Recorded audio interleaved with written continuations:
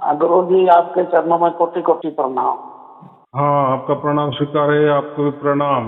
मैं आपकी कम से कम भी नहीं है, तीन सालों से वीडियो सुन रहा हूँ आपकी। बाप रे, 3 साल से? हाँ, लॉकडाउन से। अच्छा अच्छा, हाँ हाँ हाँ, अभी भी वीडियो ही सुन रहा था। हाँ हाँ और हाँ। मेरे को नाम जान लिए हुए 16-17 साल हो गई है गुरु जी। अच्छा, हाँ हाँ हाँ हाँ। तो वो बताते हैं कि कान बंद करके वो ये सुनो, वो धुन आएगी, वो सुनो, आंख बंद करो। तो सर गुरु जी अभी तक तो मेरे को कोई ऐसी आवाज या कुछ ऐसा अभी तक नहीं दिखा है। जब आपकी वीडियो मैंने एक बार कुदरती फोन के अंदर आपकी जो वीडियो आई हुई थी, तो फिर मैंने वो सुनी। एक बार समझ में नहीं आई, दूसरी बार सुनी तो थोड़ी थोड़ी समझ में आने लगी। तो मेरे को ऐसा मन लगा मेरा आपके चरणों में कि मैं आपकी ही वीडियो सुनता हुआ आ रहा हूँ।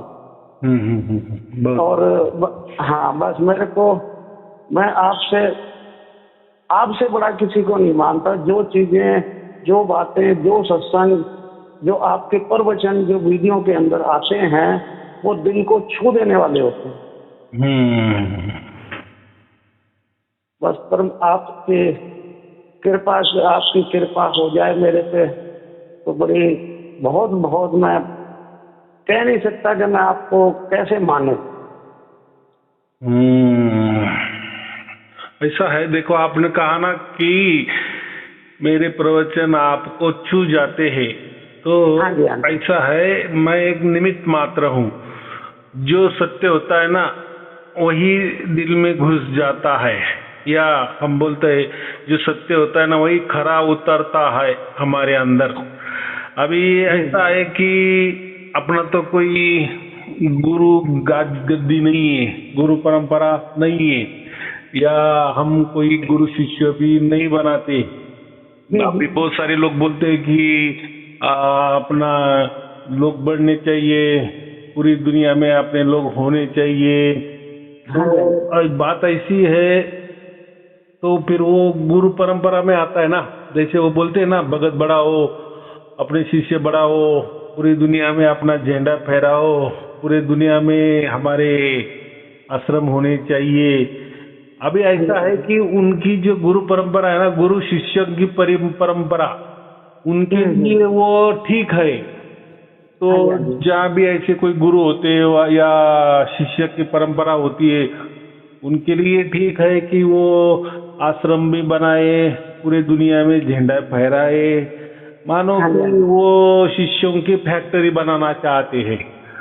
फिर शिष्यों को क्या मिला क्या नहीं मिला, बस उनका कहना है कि हम शिष्यों को मंत्र दे रहे हैं ना, ध्यान दे रहे हैं ना, परमात्मा की जानकारी दे रहे हैं ना, तो ये ठीक है, जानकारी भी मिलनी चाहिए, उसमें कोई दो राय नहीं है।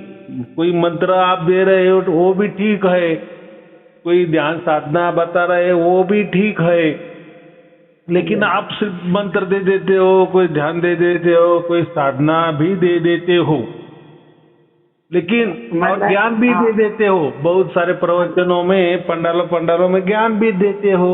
वो ज्ञान भी रट लेता है, सीख लेता है, पठन कर लेता है, पाठ कर लेता है, तर्क में होशियार हो जाता है।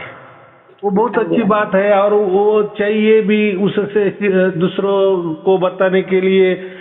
तर्कातीत बातें की तो फिर वो दूसरा भी थोड़ा सा ये हो जाता है ना, क्या बोलते हैं, उसको भी थोड़ा ये हो जाता है, वो भी वश में आ जाता है, या इनके चंगुल में फंस जाता है, ऐसा समझो। तो ऐसी वो शिष्य की संख्या बढ़ती है, लेकिन हमें ये देखना है कि कोई ऐसा मंत्र मिल गया, कोई ध्यान मिल गया, कोई साधना मिल गई, कोई अब क्या बोलते हैं, कोई युक्ति मिल गई, कोई प्रयुक्ति मिल गई, कोई बढ़िया ज्ञान भी मिल गया, लेकिन इससे क्या है, आप ज्ञानवंत हो गए ज्यादा से ज्यादा, बहुत सारे तार्किक हो गए, हो सकता है बहुत सारे लोगों को आप ज्ञान समझा देने में एक्सपर्ट हो गए, लेकिन आपने क्या पाया? माने जो परमात्मा की आप बात कर रहे, गुरु की बात कर रहे, तो आपको क्या मिला उसमें? तो कुछ नहीं मिला आपको, बस मंत्र नहीं, तंत्र मिला, ध्यान साधना मिल गई, बढ़िया ज्ञान मिल गया, बाकी कुछ नहीं। हाँ, क्या बोल रहे हैं, बोलो। कुछ नहीं मिला गुरु जी। अब बस बराबर। मैं आपके चरणों में आना चाहता हूँ बस।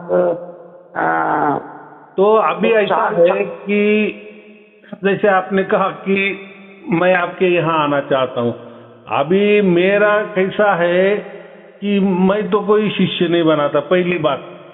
और दूसरी बात, तो फिर मेरे पास कौन लोग आते हैं, या मेरे जो भी अभी देश विदेश में भी लोग फैल गए हैं, फिर वो कौन है, वो कैसे आपने जुड़ाए? तो पहली बात, मैंने वो कुछ काम नहीं किए, मैंने कोई जोड़ने का काम नहीं किए, या मैं ऐसा किसी को बताता भी नहीं है कि पूरी दुनिया में हमारा झंडा फहरना चाहिए, हमारी बहुत संख्या बढ़नी चाहिए, वो नहीं। तो फिर ये लोग कैसे बढ़ रहे हैं? तो बात ऐसी है कि जब उनको परमात्मा की ओर से, परमात्मा की मर्जी से, माने परमात्मा ने जब उनका चुनाव करते हैं, वो जो माने परमात्मा की द्वारा उनको सार शब्द की जब प्राप्ति हो जाती है, तब वो लोग बोलते हैं कि हाँ, हमें सार शब्द प्राप्त हुआ। कोई बोलते हैं 24 घंटे हुआ, वो कोई बोलता है थोड़ा हो गया, या कोई बोलते हैं कि हमें परमात्मा समझ में आ गया, या ये बात सत्य है जो आप बताते हैं, या ऐसा ही सत्य है, तो ये भी समझ में आ जाता है। तो अभी आपको समझ में आया कि मेरे पास जो भी लोग हैं, वो ऐसा समझो कि परमात्मा ने भेजे हुए लोग हैं। अब गुरुजी, परमात्मा की इच्छा से ही आपसे जुड़ा हूं ना। बराबर ना। अभी आपने क्या किया, मेरे प्रवचन सुने, बराबर, तो आपको उससे क्या होगा, आपको एक बढ़िया ज्ञान आ गया। बढ़िया ज्ञान माने कौन सा? सत्य ज्ञान, सत्य मानो सत्य ज्ञान। हाँ, परमात्मा। बस ये है कि प्रभु, बस सार शब्द की कैसे प्राप्ति हो। मैं तो सन्यासी बन के रहता हूँ, हालांकि शादीशुदा हूँ, बाल बच्चेदार हूँ, पर मैं सन्यासी बन के रहता हूँ। ऐसा है कि देखो, जब परमात्मा हमें प्राप्त नहीं होता ना, तब तक बहुत सारे कोई सन्यासी भी बन जाते, संसार में भी सन्यास धारण कर सकते हैं, वैराग्य धारण कर सकते हैं, लेकिन वो जो पद्धति है ना, वो हमारी ओर से परमात्मा की ओर, ये पद्धति है आपकी। माने मैं अभी वैराग्य धारण करता हूँ, मैं सन्यासी ये करता हूँ, मैं कोई तपश्चर्या करता हूँ, कोई मैं मंत्र का जाप करता हूँ, मैं कोई ध्यान करता हूँ, मैं कोई साधना करता हूँ, बढ़िया साधना करता हूँ, मैं कोई बढ़िया बंधन लगा लेता हूँ, माने मैं मेरे मन को, मेरे शरीर को बहुत तपाता हूँ, तो ये भी एक हो गया। लेकिन ये हमारी ओर से परमात्मा की ओर है। माने कैसे, हमें दिल्ली जाना है तो हम हमारे गांव से निकल रहे हैं, तो ये जो बात है ना, ये संन्यास लेना, वैराग्य धारण करना, या बंधनों में रहना, या मंत्र तंत्र लेना, या कोई ध्यान साधना करना, तो ये जो बातें है ना, ये समझो अपने गांव से हम दिल्ली की ओर, और ऐसा दिल्ली समझो परमात्मा है, और हम समझो हम जीवात्मा है, तो जीवात्मा परमात्मा की ओर जा रहा है। माने ये जो भी गुरुआ लोग कर रहे हैं ना, शिष्य बना रहे हैं, तो ये ऐसे ही बना रहे, माने जीवात्मा से परमात्मा की ओर उनकी लगन है, या उनका झुकाव है, या उनकी मार्गक्रमणा है। हाँ, अभी आ जाओ मेरे पास। अभी मेरा कैसा है, तो मैं तो ये बात तो नहीं करता, माने हमारे गांव से दिल्ली नहीं जाना है, माने जीवात्मा कोई परमात्मा के यहाँ नहीं जाना है, तो जब दिल्ली ही हमारे गांव आती है, माने शुरुआत हम दिल्ली से करते हैं, हमारे गांव की ओर करते हैं। उल्टा उल्टा उल्टा मैंने क्या बोला, अभी उल्टा बोला।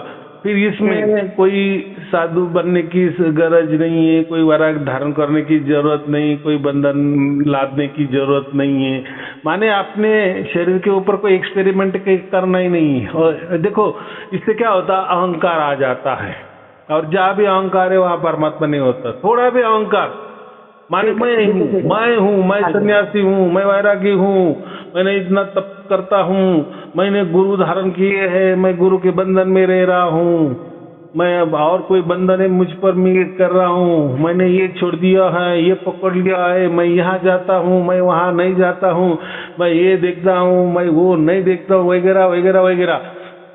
ये सब हमारी ओर से हो गए, शरीर की ओर से हो गए, मन की ओर से हो गए, हमारे आत्मा की ओर से हो गए, और हम परमात्मा की ओर जा रहे। इसीलिए परमात्मा किसी को मिलता नहीं।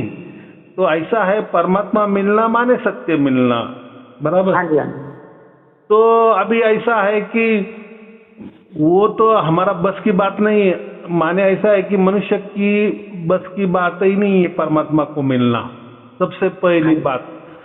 क्योंकि हमें जन्म मिला है, मनुष्य जन्म मिला है, बात बराबर है, उसमें हम हमारा संसार भी कर सकते हैं, हमारे कर्मों का हिसाब भी कर सकते हैं, कर्म भी भुगत सकते हैं, फिर वो अच्छे कर्म हो बुरे कर्म हो।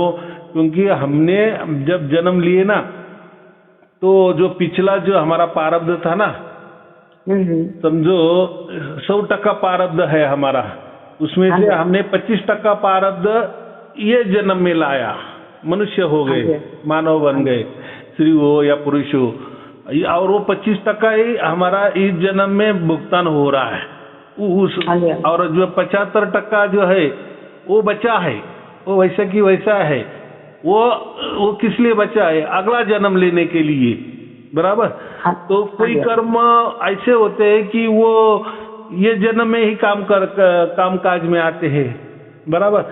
और कोई जो कर्म है कि ये मनुष्य जन्म में नहीं आने वाले काम, माने वैसा काम है हमारे हाथों से होने वाला नहीं है ये मनुष्य से, फिर वैसे जो कोई प्रारब्ध होते वो पीछे रह जाते हैं, बराबर। तो वो नहीं, तो परमात्मा भी उसका निवाड़ा करता है कि अभी ये मनुष्य बनने वाला है, इसके लिए इतने कर्म धर्म ठीक है, माने इतना प्रारब्ध 25% इसको ठीक है, बराबर। और बाकी जो 75 अभी इसका यूज ये जन्म में नहीं करना है, इसका यूज अगले जन्म, क्योंकि वो तो सब ठहरा हुआ मामला है ना, ये कोई आज वाली बात नहीं ना, ये चक्कर चलता ही है। हम कितने बार मनुष्य बन गए और कितने बार 84 लाख योनि हमने, वैसी योनि ये जो चक्कर है ना, 84 लाख योनि बोलते, ये कोई वेदों में नहीं लिखा है। ऐसे तो देखा गए तो आजकल जो विज्ञान है, विज्ञान ने क्या कहा है, ये जो जीव जंतु है ना, माने सब प्रकार के जीव जंतु, जैसे हम कहते हैं कि 84 लाख योनि, तो जो साइंस है ना, साइंस क्या कहते हैं कि पूरी दुनिया में 1 लाख योनिया, माने 1 लाख करोड़ योनिया है। कितना? तो हम तो 84 लाख ही मान रहे हैं, माने 1 करोड़ मान रहे, बराबर। तो साइंस क्या बोलते हैं, 100 करोड़ योनिया है। तो बोलो अभी, माने इतने जन्म में हम जाते हैं, तो कोई जन्म हमारे इतने 1 सेकंड का होता है, तो 0 सेकंड का भी जन्म होते बहुत सारे हैं, तो उसमें हमें जाना है। तो ये जो 84 लाख योनि का जो सिलसिला है ना, आंकड़ा है ना, ये कोई हमारे धर्म ग्रंथों में नहीं लिखा है, ये जैन धर्म ग्रंथों में लिखा है वहां से वो लिया है। लेकिन वो ऐसा है कि साइंस बोलता है कि 84 लाख नहीं है, 1 लाख करोड़ है। तो माने वो जो भी है, माने 84 के ज्यादा ही है, बराबर। तो उसमें हमें नहीं जाना है। तो ऐसे चक्कर हमने बहुत काटे हैं। तो इसीलिए मैंने कहा कि 75% जो हमारा प्रारब्ध ये वो ऐसा के ऐसा ही पड़ा है, वो अगले कोई जन्म के लिए वो रखे है परमात्मा ने। हाँ, अभी एक बात होती है कि मनुष्य जन्म में हम तय करते हैं कि हमें ऐसा ही, जो जैसे पिछले से आए हैं ऐसे कि आगे जाना है। अगर ऐसे कि ऐसे आगे जाना है, डिफॉल्ट आगे जाना है, माने जैसा हम बोलते हैं ना, अभी बच्चा हो गया हमारा, फिर उसकी शादी तो होनी है, फिर उसको लड़के होने हैं, बच्चे होने हैं, बराबर। फिर वो थोड़ा बूढ़ा होने वाला ही है, मर जाने वाला ही है। ये क्या डिफॉल्ट हो गया ना, वो सबके साथ होता है। उस डिफॉल्ट कहते हैं हम, क्या बोलते हैं, जो सबके साथ होने वाला होता है, माने वो नैसर्गिक प्रक्रिया है, नैसर्गिक नियम से बराबर चल रहा है। ऐसे ही हमारे हजारों लाखों पीढ़ियां गई है और आगे भी जाएगी, तो ये नैसर्गिक है, उसमें कोई नहीं। लेकिन ये जो मनुष्य जन्म मिला है ना, इसमें ही हमें दो मार्ग होते। एक मार्ग तो जो चला आया है लाखों जन्म से, माने मैंने अभी कहा ना कि ऐसे हमारे लाखों पीढ़ियां गुजर गई है, तो उसी मार्ग से हम आए हैं और उसी मार्ग से आगे भी लाखों पीढ़ियां हमारी जाने वाली है, उसमें हम जाएंगे। ये एक मार्ग है। उसके लिए कोई परमात्मा की भी आवश्यकता नहीं है, कुछ आवश्यकता नहीं है। अपने अपने जैसे काम काज हम करते हैं, करते रहना है और मर जाना है। फिर जैसे हमारे हाथों से जो भी काम धाम हो गए, उसके हिसाब से और प्रारब्ध बन जाता है, आगे वाला प्रारब्ध बन जाता है। फिर जैसे हम मर जाते हैं तो पिछले वाला जो छोड़ा है 75% वा प्रारब्ध, वो वापस हमको आगे मिलता है। फिर उसमें से भी कितना मिलता है, ऐसा वो गणित है। एक समझाने के लिए मैंने कहा है मैंने ऐसा कोई आपको परफेक्ट अंक नहीं दिया है, लेकिन एक समझाने के लिए। बहुत सारे लोग क्या बोलते हैं, हमारा जन्म मिल गया, माने हमने पूरा की पूरा प्रारब्ध साथ में लाया है और इसी जन्म में हमको भुगतना है, ऐसा नहीं होता है। तो ये प्रारब्ध हम 25% ही लाते हैं उदाहरण के लिए, और 75 क्या बोलते हैं बाकी है, माने बचा हुआ है, तो वो जाने दो। तो एक गणित के लिए कहा है। अभी बात ऐसी होती है कि ये जन्म में हमको तय करना है कि हमें मोक्ष को भी जाना है या डिफॉल्ट जैसे आए लाखों पीढ़ियां और आगे भी जाने वाले वैसे की वैसे जाना है। तो ये दोनों बातें होती है। अभी चलो, अभी आपको एक समझ में आ गया कि एक बात है कि हमें अगला जन्म नहीं लेना है। हमें समझ में आ गया कि ये जो योनियां होती है ना, कि कौन सी भी योनि हो, कौन सी भी योनि हो, मनुष्य वाली योनि हो, देवता वाली योनि हो, कोई यहाँ वहाँ रहने वाली योनि हो, प्राणी मात्र वाली योनि हो, पंछी वाली योनि हो, जीव जंतु वाले, या कहीं कोई भी, मैंने कहा ना वो तो 1 लाख करोड़ है। तो वो योनि होती ना, माने जब भी प्रकृति में हम आते हैं ना, वो दुख भरी ही होती है। क्या होता है, क्योंकि योनि ये जड़ होती है ना, और जड़ तो ये अंधेरा होता है, अंधेरा माने दुख ही होता है। पूरी दुनिया में कोई आदमी सुखी नहीं है, कोई आदमी। तो अभी उसका ऐसा है कि उसका, क्योंकि आदमी ना, आदमी के कैसा होता है, एक इच्छा पूरी हो गई कि दूसरी इच्छा उसको 10 इच्छाएं और आगे आ जाती है। चलो 10 इच्छा भी पूरी हो गई तो उसकी और 100 इच्छा तैयार हो जाती है। तो इसको ऐसा समझो कि इतने 1 लाख करोड़ भी हमने समझो जन्म भी लिए ना अलग अलग, तो भी वो इच्छा हमारे खत्म नहीं होते। माने ये चक्कर ही ऐसा है, ये चक्रव्यूह तोड़ना इतना आसान नहीं है। ये जो जन्म मरण का जो चक्कर है ना, इससे मुक्त होना, मोक्ष पाना, ये मुश्किल है। क्योंकि हमने अभी तो ये जन्म लिया है, इसमें ये प्रारब्ध हमने लाया है, ये तो ठीक है। लेकिन जो पीछे छोड़ के आया है, मैंने कहा ना कि 75% प्रारब्ध की तो वैसा की वैसा है, उसमें क्या है, अच्छा है या बुरा है, वो भी हमें मालूम नहीं ना। तो सब अंधा कानून है। क्या बोल रहे हैं, ये प्रकृति का अंधा कानून है, इसलिए दुखी है। इसमें कोई साफ सुथरा बात ही नहीं है। माने सब अंधेरा अंधेरा ही है, ऐसा समझो कि सब अंधेरे में ही संसार कर रहे हैं और चल रहा है, अंधेरे में संसार कर रहा है और चल रहा है, बराबर। तो ऐसा है, तो ये ऐसा कब तक चलेगा, जब हमको बुद्धि मिल जाती है। कोई आदमी, इसमें क्या बोलते हैं कबीर साहब, क्या बोलो, कोई आदमी ऐसा विचार करता, बिरला आदमी, कि अभी ये झंझट से मुझे मुक्त होना है, मुझे ये गड़बड़ अभी चलो मेरा नसीब अच्छा कि मुझे अभी ये गड़बड़ समझ में आ गई है, और बुद्धि तो अभी ये मनुष्य जन्म में ही मिलने वाली है, बराबर। आगे तो बुद्धि का कोई काम ही नहीं होता है, वो तो भुगता नहीं होता है। तो ये जन्म में हमें बुद्धि मिल गई है, अभी उससे हमें विचार करना है कि ऐसे ही आगे जाना है कि हमें मोक्ष मिलना है।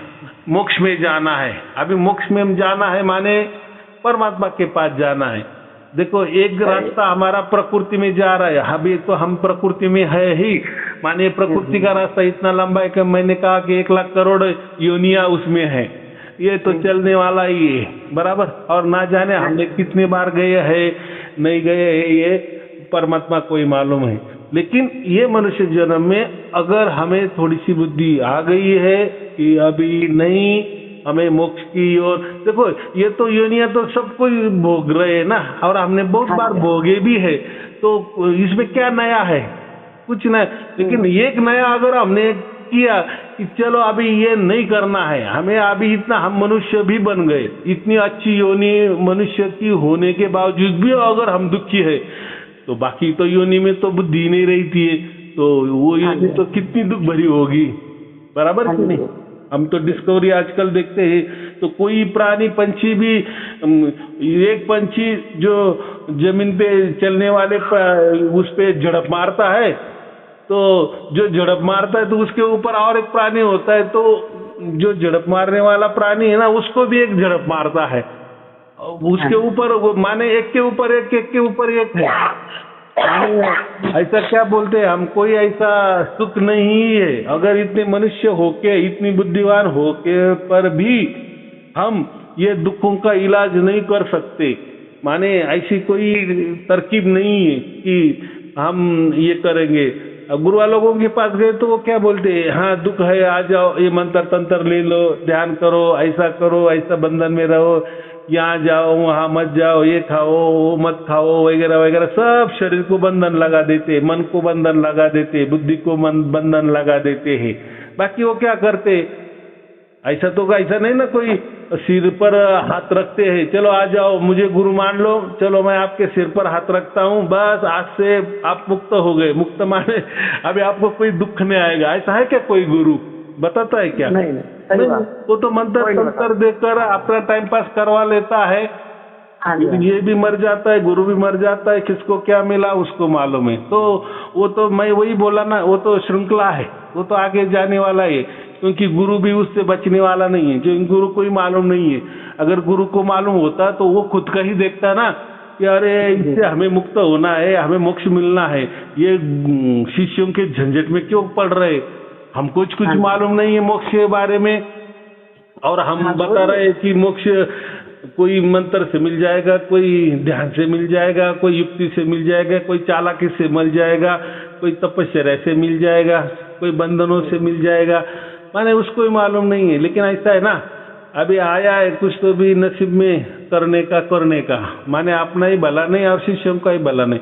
हाँ अभी आ जाए हमारी बात, तो ऐसा है कि मैं जो हूँ ना, तो मैं तो बस प्रवचन करता हूँ, लोग प्रवचन सुनते हैं, तो इससे बुद्धि जगती है हमारी। वो क्या जगती है कि मोक्ष क्या है और ये प्रकृति वाले दुख क्या, ये समझता है। बोलो बोलो। हाँ गुरु जी, तो आपकी कृपा हो जाए, वो 60 शब्द की कैसे प्राप्ति हो, वो आप ही ज्ञान दोगे। हाँ तो मैं वही बोल रहा हूँ ना, वो प्राप्त कैसा होता है। तो मैंने तो कहा कि वो कोई किसी गुरु ने आपके सिर पर हाथ रख दिए और सार शब्द प्राप्त हुआ, ऐसा कुछ नहीं है। तो सार शब्द माने ही परमात्मा है, माने ही वो सत्य होता है, और सत्य वो एक ही होता है पूरे ब्रह्मांड में। क्या पूरा उसके आगे भी जो सत्य है ना, वो सभी जो ऐसा है कि सत्य के बिना कोई जगह खाली नहीं है, बराबर। सत्य ही सत्य है, तो वो सत्य हमें पाना है। अगर वो हमने पा लिए तो फिर बाकी कुछ पाना बाकी रहता नहीं है। तो देखो ना, फिर वो सत्य पाना है तो हम, फिर ये गुरु लोग वही कहते हैं आ जाओ हमारे पास सत्य है। तो उनके पास कौन सा सत्य है? मंत्रों का सत्य है, मंत्र सत्य है, बराबर कि नहीं। कोई ज्ञान सत्य है उनके पास, कोई साधना सत्य है उनके पास। तो ये ऐसा अलग अलग सत्य नहीं हो सकता ना, सत्य तो एक ही हो जाता है। एक ही होता है। हाँ, और एक ही होता है। और वो जो सत्य है ना, वो जब तक खुद प्रकट नहीं होता तब तक सत्य हम साबित नहीं कर सकते। अगर हम हर मास वाले हैं या मनुष्य है, हमारी बुद्धि भी कितनी भी तेज हो, तो हम सत्य को सामने नहीं ला सकते। अगर हमने सत्य को सिद्ध कर दिए, सत्य, क्योंकि सत्य जो होता है वो स्वयं सिद्ध है। क्या है? स्वयं सिद्ध है। हाँ, और हमने अगर वो साध्य करने की कोशिश की, माने दूसरों को दिखाने की कोशिश की कि ये देखो, ये सत्य मैंने लाया है, देखो मैंने कहा ना ये मंत्र करो आपको सत्य प्रकट हो जाएगा, ये ध्यान करो सत्य प्रकट हो जाएगा, ये साधना करो सत्य प्रकट हो जाएगा, ये तपस्या करो सत्य प्रकट हो जाएगा। अगर वो सत्य प्रकट हो गया हमारी तपस्या से, तो वो सत्य कैसा होगा? क्योंकि वो तो स्वयं प्रकाशित है, स्वयं सत्य है। तो वो अगर स्वयं सत्य है, स्वयं प्रकाशित है, तो वही उसकी पहचान हमें देगा ना, तो वही सत्य होगा कि नहीं? हम कैसे कह सकते हैं कि जो हमने आपको दिया है वही सत्य है? तो सत्य इतना छोटा हो गया। आप हाड़ मास के या एक मनुष्य सत्य को आपको दिखा रहा है, सत्य कोई बंदर है, ये चलो देख लो, या कोई सर्कस का शेर है, चलो आ जाओ सर्कस टिकट निकालो, आपको हम सत्य दिखाते हैं, तो वो कोई शेर है? तो जो सत्य होता है ना वो स्वयं सिद्ध होता है। सिद्ध जो होता है स्वयं सिद्ध है, तो उसको सिद्ध करने की जरूरत ही नहीं है।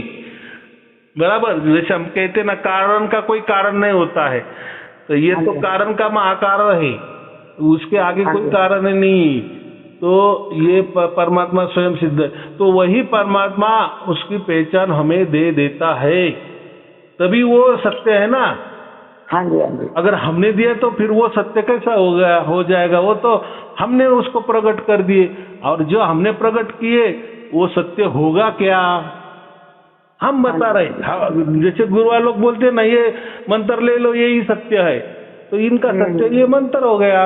कोई बोलता है ध्यान करो उसमें आपको ये दिखेगा वो दिखेगा, वही सत्य है, तो ऐसा कैसा क्या दिखेगा?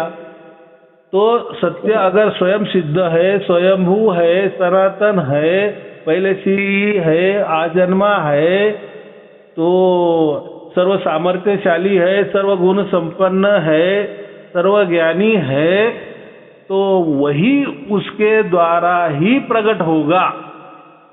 और उसके द्वारा जब प्रकट होता है तभी वो सत्य होता है। बराबर, तो हम सत्य को साबित नहीं कर सकते। अगर कोई मनुष्य सत्य को साबित करने वाला है तो दो सत्य हो जाएंगे क्योंकि उसने वो सत्य को साबित कर दिए जो ओरिजिनल सत्य है। तो ये जो गुरु, हाँ, तो सत्य तो एक ही है, और वो सत्य है तो वो खुद को क्यों छुपाएगा? वो सत्य है तो वो सत्य खुद को क्यों छुपाएगा? वही उसका परिचय देगा ना।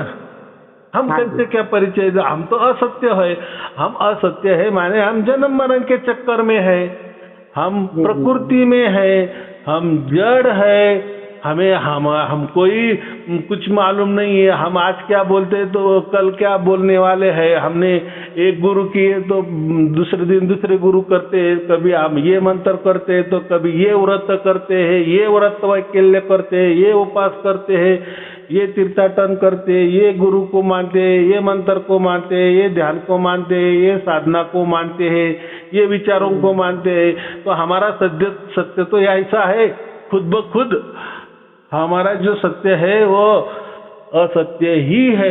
बराबर, तो एक असत्य जो ओरिजिनल सत्य को साबित नहीं कर सकता, उसकी ताकत ही नहीं, वो खुद ही असत्य है, तो वो क्या सत्य को साबित करेगा? बराबर, हाँ, तो ये बात होती है। तो हमें आप बोल मेरे पे भी कृपा करें, सार शब्द की कृपा करें आप मेरे। हाँ, बराबर ना। तो वो कृपा कैसी हो जाती है? जब आप मेरे प्रवचन सुनते जाएंगे और आपकी बुद्धि जैसी ऊंची होती जाएंगी, ऊंची माने ऐसा समझो कि आप जब जैसे साफ सुथरे बनते जाएंगे, आपके आत्मा सब मैं बोल रहा हूँ, आपका शरीर साफ सुथरा नहीं करना है, वो तो देखो वो तो साफ सुथरा हो ही नहीं सकता, क्योंकि आप प्रकृति में हैं, आप माया में हैं, आप प्रकृति में बंधे हुए हैं। आप जैसे आँख खोलते हैं जो भी देखते हैं सब आपको असत्य का ही दर्शन होता है, माया मोह का ही दर्शन होता है। या आपका जो मन है वो ऐसा समझो कि थोड़ी देर आप सो जाते हैं, उतनी देर तक समझो आपका मन थोड़ा शांत हो जाता है थोड़ी देर के लिए।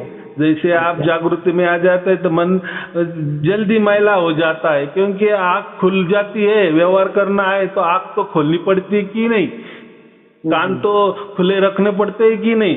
तो जैसे हम प्रकृति में रहते, जैसे कान खुले होते हैं तो सब असत्य ही हमारे कानों में आ जाता है।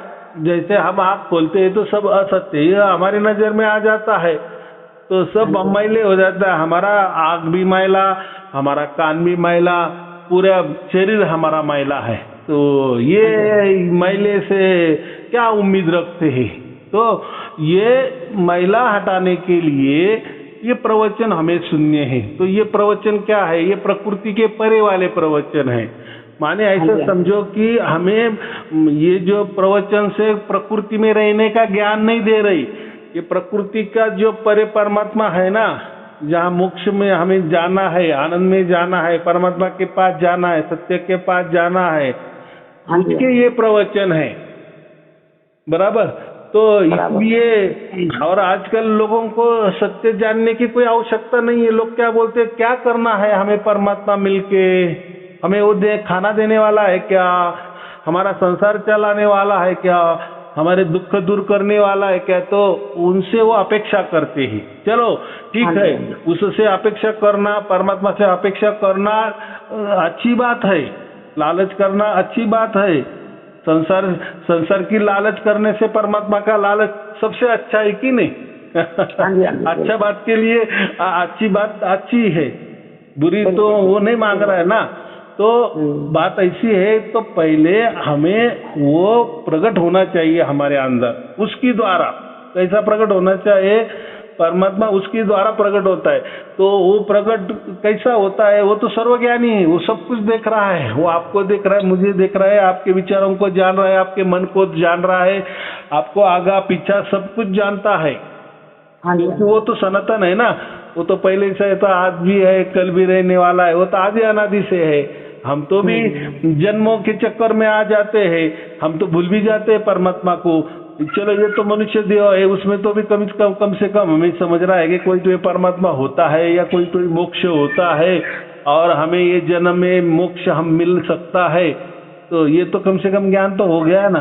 तो परमात्मा यही देखता है कि ये इसका स्थान कैसा वो ऊंचा होता जाएगा, या ये मोक्ष का अधिकारी कैसा बनेगा। मोक्ष का अधिकारी माने मेरे सत्ता में, मेरे सत्य के जो वातावरण में इसको रहना है, तो इसके लिए काबिल है कि नहीं, इसका विचार कैसा है। तो वो विचार देखता है, वो ज्ञान देखता है। तो ये ज्ञान आपका बढ़ाने के लिए, माने जैसे जैसे आप प्रवचन सुनते हो तो आप शुद्ध पवित्र बनते हो और फिर वो परमात्मा को समझता है। ऐसा समझो, उसकी जो भी कुछ प्रणाली हो तो फिर वो आपको झलकियाँ देना शुरू करता है। जब झलकियाँ देना शुरू करता है तो आपको समझ में भी आता है कि ऐसा मुझे पहले कभी नहीं हुआ, अब भी हो रहा है। और प्रवचन में जो भी बातचीत, प्रवचन में जो भी लोग बोल रहे हैं उनके साथ भी ऐसा ही घट रहा है, मेरे साथ भी अभी ऐसा ही हो रहा है। इसका मतलब मैं सही रास्ते पे चढ़ रहा हूँ। तो मुझे अभी क्या कर रहा है, तो वो कुछ देखना नहीं है, बस प्रवचन सुनते रहना, प्रवचन सुनते रहना है। सुनते सुनते आपका ज्ञान इतना बढ़ जाएगा, इतना ज्ञान बढ़ जाएगा। और ये जो ज्ञान है वो कोई मैं प्रकृति वाला नहीं दे रहा हूँ। ये मंत्र ले लो, आपकी लड़की की शादी हो जाएगी, ये मंत्र ले लो, आपके लड़के को जॉब मिल जाएगा, ये मंत्र ले लो, आपकी बीमारी ठीक हो जाएगी, या ये ध्यान ले लो, आपका मन शांत हो जाएगा, ये साधना ले लो, आपका पूरा शरीर शुद्ध हो जाएगा। ये मैं शरीर मन बुद्धि की बात ही नहीं कर रहा हूँ ना।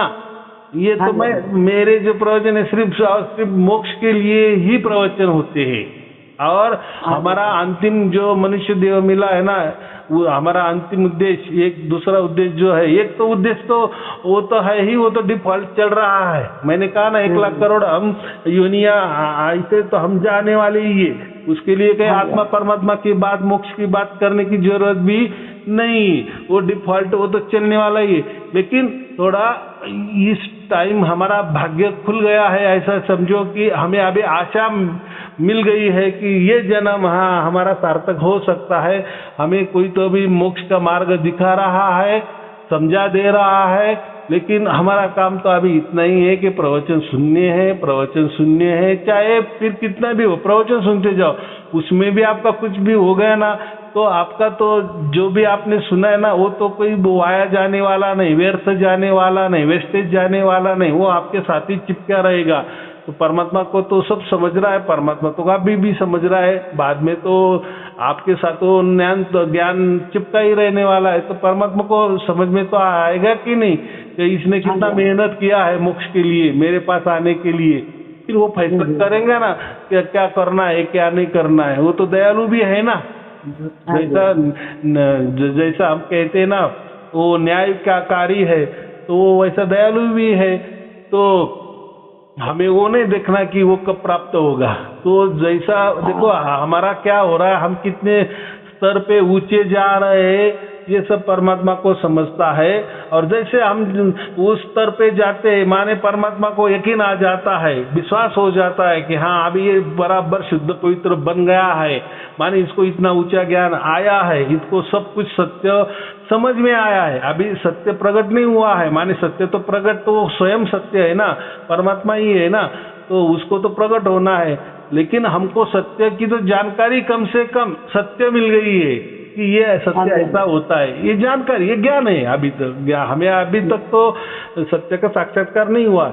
लेकिन सत्य का साक्षात्कार कब होता है, जब सत्य ही सब कुछ देख रहा है कि हम इसको साक्षात्कार देने के लायक है कि नहीं। जब उसको सब समझ में आता है कि इसको अभी सत्य का पूरा ज्ञान हुआ है, तो अभी इसके अंदर उतरने के लिए या प्रकट होने में कोई चिंता की बात नहीं है। बस वो फिर उतर जाता है, उसकी झलकियां मिलने लगती है, फिर हम समझ सकते हैं कि अरे हाँ यही सार शब्द होता है। तो उसी टाइम जब झलकियां मिलती उसी टाइम आपका मोक्ष फिक्स हो गया है। कितनी सहज बात है। तो वो ऐसा मत समझो कि मैंने इतने प्रवचन सुने अभी तक नहीं। देखो मैं आपको फिर वही बात बोल रहा हूँ, हमारे यहाँ कोई शिष्य बढ़ाने की बात नहीं है कि आपने साई अरुण जी को गुरु मान लिए तो बस आपको मोक्ष मिल जाएगा या सार शब्द प्रकट हो जाएगा, ये बात नहीं है। ये बात सदा पूरी तरह से परमात्मा के हाथों में है। मैं भी वही आपका न्याय निवाड़ा करने को बोल रहा हूँ। हाँ, लेकिन जब परमात्मा ने ही आपका चुनाव किया है, माने परमात्मा ने जब आपको सार शब्द दिया है, फिर मुझे तो आपको लेने में कोई ये नहीं है। अगर परमात्मा ने आपका चुनाव किया है तो मैं तो बहुत छोटा आदमी हूँ, ना के बराबर आदमी हूँ, तो फिर मेरे इसमें आपको लेने में, सार शब्द परिवार में लेने में क्या हर्ज है, बराबर की। तो आप डिफॉल्ट में आ जाते। तो ऐसे ही मेरे जो भी दो लोग हैं ना, तो जो परमात्मा ने चुने हुए हैं वही लोग मेरे पास आए हैं, बराबर। वो कोई महीने नहीं चुने हैं। अभी वो रहे ना रहे वो बात अलग है, वो और उनका परमात्मा। तो उनको ही समझ में आ गया ना कि हमें जो प्राप्त हुआ है इनके यहाँ से प्राप्त हुआ है या इनके प्रवचन से, और आगे वाला जो भी कोई अभी प्रॉब्लम आने वाले हैं या आएंगे तो उनका शंका निरासन करना, उनके सवालों का जवाब देने के लिए तो मैं बैठा हूँ। तो ऐसा समझो कि ये परमात्मा की प्रणाली है, परमात्मा की लीला परमात्मा जाने, बराबर। तो मेरा वो काम तो अभी आपको समझ में आ गया। बस आप प्रवचन सुनते रहे। अभी तो इतनी बात हो गई, आपने मुझसे मेरे ख्याल से पहली बार हमारी बातचीत हो गई ना। नहीं, मैंने बीच में कई बार फोन किया था, तो आप फोन में बातचीत ऐसी इतनी बड़ी बातचीत आप पहली बार हो गई ना। हाँ हाँ हाँ, तो फिर यही समझना कि हमारा भाग्य जल्दी आने वाला है।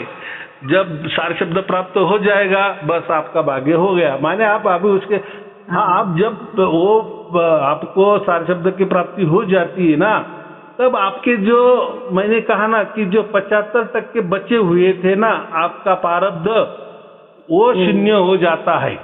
वो चिन्ह हो जाता है।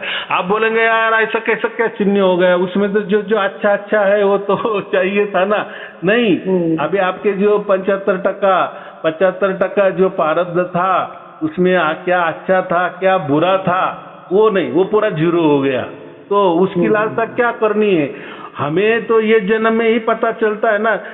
उसमें से हमने जो भी कुछ लाया था थोड़ा प्रारब्ध, तो उससे तो उसमें तो ये सब गड़बड़ियाँ थी, हम दुखी दुखी थे, तो फिर उसमें भी कुछ तो भी दुख ही होगा ना, ये तो समझता है ना।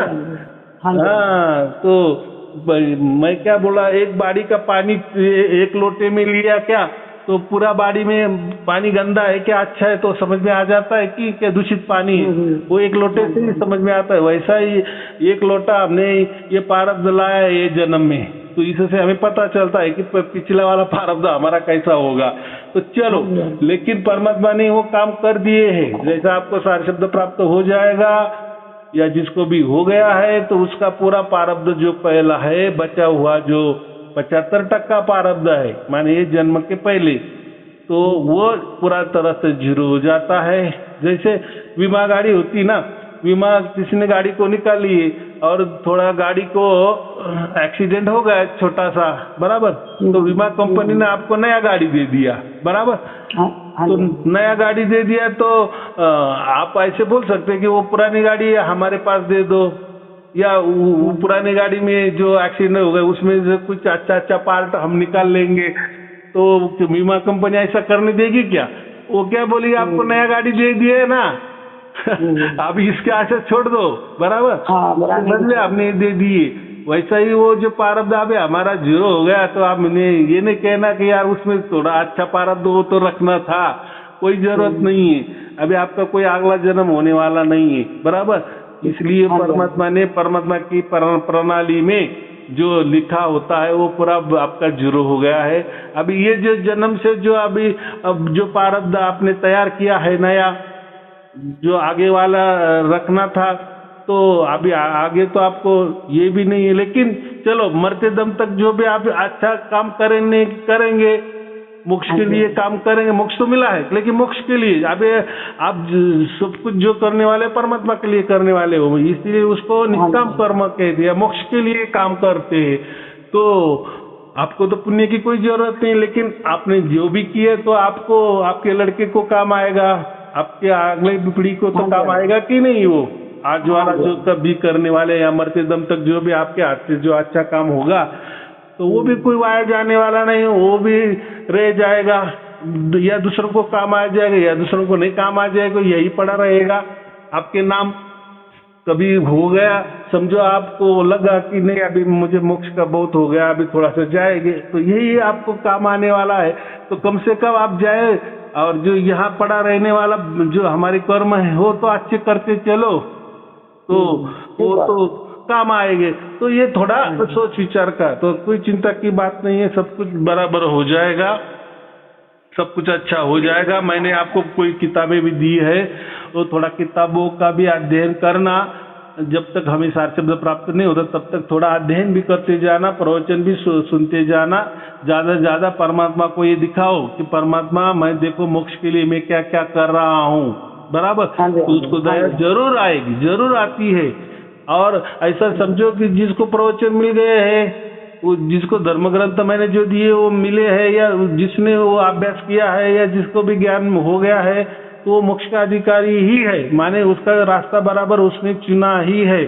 तो परमात्मा सब कुछ वो जानता है, वो कम से कम एवरेज तो निकालेगा, एवरेज तो निकालेगा। वो देखो उसकी प्रणाली है ना, उसके सामने तो हम या जो भी कर रहे हैं वो तो सब समझ रहा है कि नहीं, तो उसका भी कुछ तो भी होने वाला है कि नहीं, वो भी उसकी भी दखल परमात्मा लेगा कि नहीं। तो बस मैं इतना ही कहूँगा, प्रवचन सुनते जाओ सुनते जाओ सुनते जाओ, सब कुछ हो जाएगा, बराबर। चलो और कोई पूछना है?